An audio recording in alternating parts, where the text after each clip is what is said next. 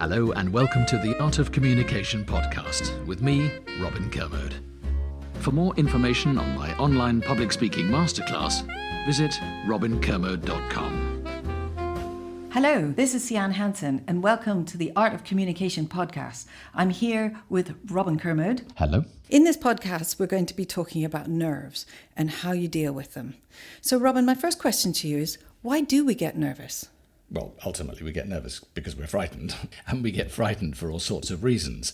We tend to get more nervous, of course, in pressured situations where the outcome of that meeting or talk or conversation matters. I've been for job interviews that I don't really want, and for some reason the body responds in that way, and that's one of the things we should look at today.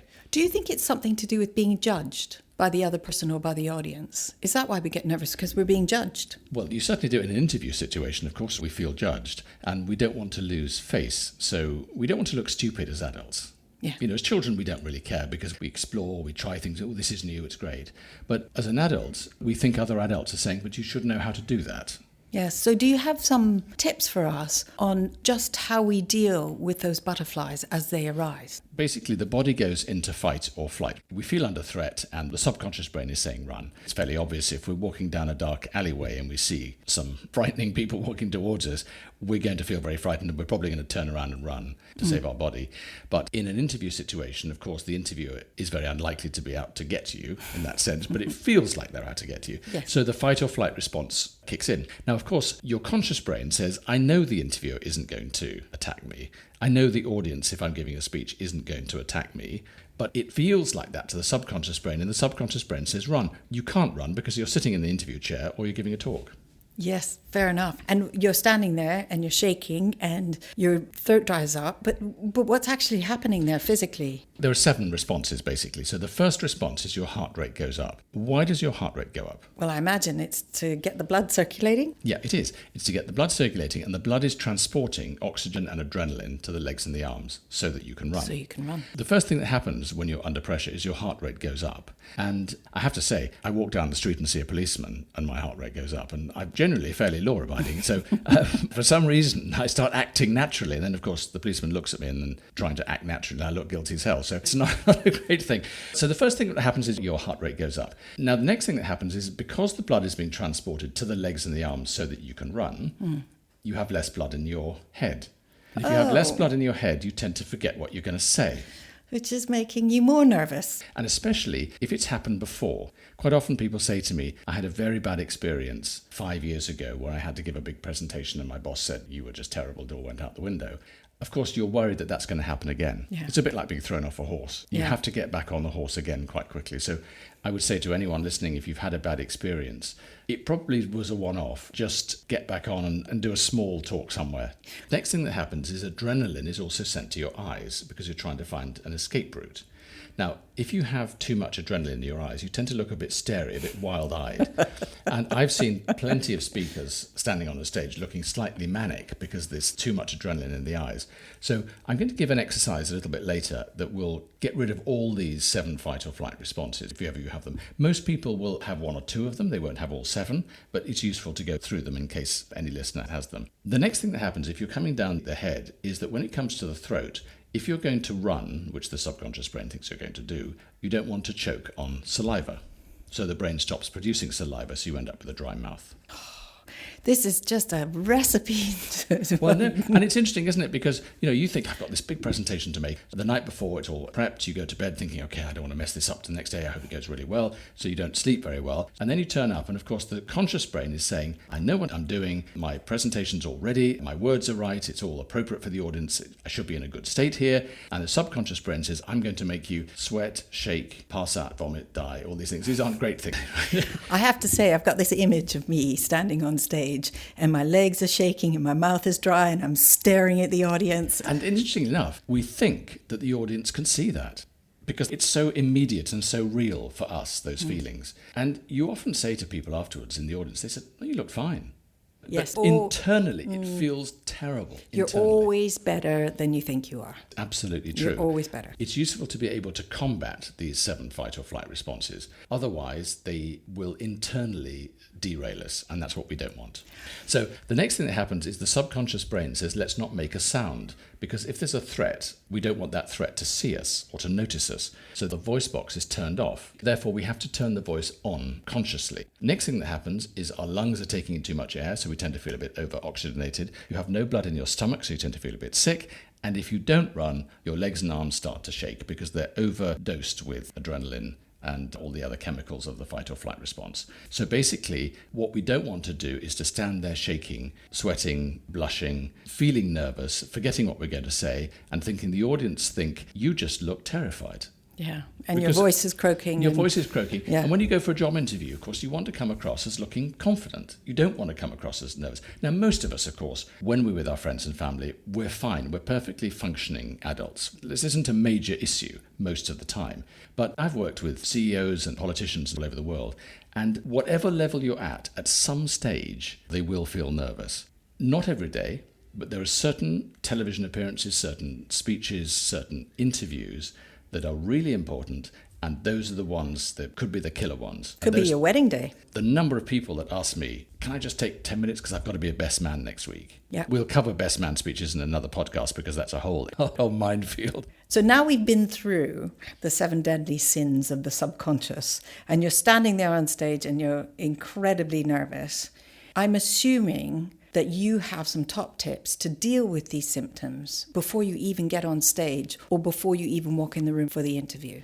The first thing is to plan, because if you've arranged your thoughts in advance, then you're more likely to come across as being confident. Yes, but Robin, so many people say, I'm not going to rehearse it because I'll come across fresher. Yes, I used to be an actor, as you know, and actors, of course, have to do the same show in the theatre over and over again. You maybe do it 8 shows a week. And each show has to be, or has to appear to be, the first time you've ever done it. Yeah. So if you're playing Hamlet and you're about to say to be or not to be, you can't say to the audience to be or not to be. That's the question. Actually, it's the same question I asked myself at the matinee yesterday. It has to be fresh. It has to be in the moment. And that's a trick that actors do. But I would say not preparing is really not the answer.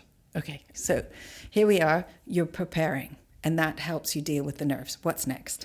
Then we have to have some physical exercises to deal with the nerves, because we have to bypass the conscious brain. We have to do something physical. And these are not things you normally do in front of the audience. Of course, you do these backstage. Maybe you go to the cloakroom, but you find a space on your own to do these. The first thing I would suggest you do is to breathe into your lower stomach. That's below the belly button. Breathe in for a count of 3 and out for a count of 3. And you do that 3 times. That's 18 seconds. What that does is it tends to center your voice, makes it more emotionally connected, but it actually takes around 10 beats per minute off your heart rate. It slows everything down. Wow, okay. That's the first thing. The other thing to know is that if you're going to be standing and giving a talk, it's physically impossible to shake if you squeeze your buttocks or your thighs. not with your hands, of course. You squeeze the muscles. Yeah, so you clench the muscles. The subconscious brain is saying move the big muscle groups. So if you move them by clenching the buttocks or the thighs, it sends a signal to the brain saying, you're moving the big muscle groups, so I can stop producing adrenaline. And then the whole cycle stops very quickly. It's physically impossible to stand there and shake the same way that a nervous shake is if you clench your buttocks or your thighs. Okay, that's your homework for today, listeners. Yeah, it is. You don't have to do this the whole way through the talk. I'm talking about the first few seconds because we're more nervous in the first 30 seconds than any other time. Right. So we've done our breathing exercises. We've clenched our bottom and our thigh muscles. Mm-hmm. What else can we be doing? There's another thing you can do if you're sitting down. If you put your hands in prayer position with your forearms level with the floor, you take a breath in and you push out, you squeeze your hands together. And as you squeeze your hands together, you breathe out. And that releases the upper chest. It's quite a good one for the voice, but it also gets rid of some of the fight or flight responses. Right. Well, that sounds good too. Now, what about your voice? Your throat is dry, your saliva has dried up, and your voice is croaky. Is there a voice exercise we can do before we go on stage or before the conversation? Well, there's a very good one, which is what I call the big face, small face exercise. Shake your hands up and down really fast to get rid of some of the excess adrenaline. And at the same time as doing that, make a big wide face, so stretch your mouth wide open and the eyebrows going up, big wide face. Listeners, he's doing it now. I did. Yep. And then a tiny little face, you scrunch it up into a little ball. And you go, so big face, small face, big face, small face. And what it does is it releases the throat. There was a great book a few years ago called The Inner Game of Tennis. I don't know if you've ever read this. No, I didn't know. The Inner Game of Tennis. And they have actually done the Inner Game of Golf and various other sports as well. But the idea is that when you're practicing, you're knocking up before a match, you tend to be more relaxed. The arm seems to flow better. That makes sense. But as soon as you get into a pressured situation, like a match, just like a job interview, everything slightly tightens up, and therefore you don't hit the ball quite as freely. So what the book is saying is you distract the brain by focusing on something else. So what I'm saying is do silly exercises to distract you. In tennis, what the book was saying was as the ball is spinning towards you, instead of thinking, where am I going to place it or anything else, you just try to distract the brain and you try to read the writing on the ball, which will say Slazenger, Penn, Dunlop, or whatever the make is. But as it's coming towards you, try to read it. And funnily enough, if you do that, you will hit the ball in the centre of the racket. That's where the expression comes from, keeping your eye on the ball. And if you take your eye off the ball, you don't hit it in the centre of the racket, which means it tends to go into the net. Amazing. Absolutely amazing. I remember you once gave me an exercise, which I used. You said, face the wall, again, in a private place, in a corridor and a cloakroom. Face the wall, put your hands about shoulder height to the wall, and press really hard, like you're trying to push the wall away. Exactly. And I have to say that one really works for me. It does. It has the same effect as the prayer position one where you're pushing the hands together.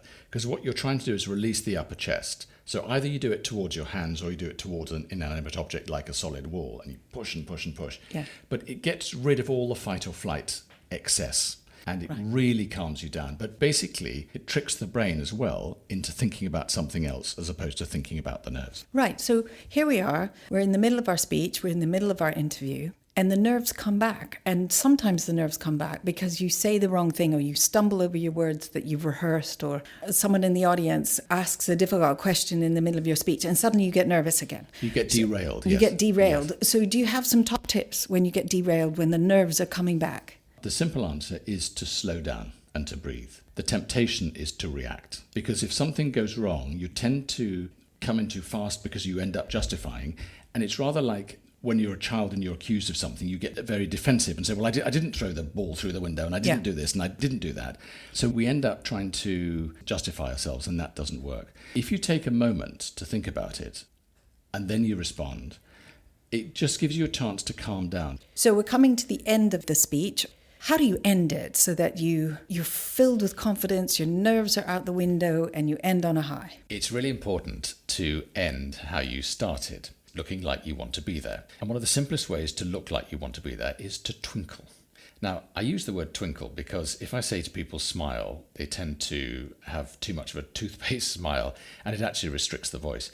So I'm talking here about an inner twinkle. And if you can have that, it makes it look like you want to be there. Imagine an actor on stage coming towards the end of the show. The show's finished, the curtain comes down, it comes up again, and they come on to take their bow. Now, if they feel that the performance hasn't gone very well, and they come out and give an apologetic bow, that's the way that the audience will judge them as they walk out. They'll say, oh, they seemed a bit nervous tonight. Right. But if they come out, even if they feel it hasn't gone very well, and they give a very confident smile to the audience and a bow, the audience think, they're really good. The audience will feel that you have enjoyed it and you are confident if you just have a little twinkle towards the end. That makes sense. And it's a good place to finish this podcast. Robin, I want to thank you very much. That was fascinating. And I must say, I don't feel nervous at all. Brilliant. And just remember, squeeze those buttocks. Thank you for listening. Goodbye from me. And goodbye from me. For more information on my online public speaking masterclass, visit robinkermode.com.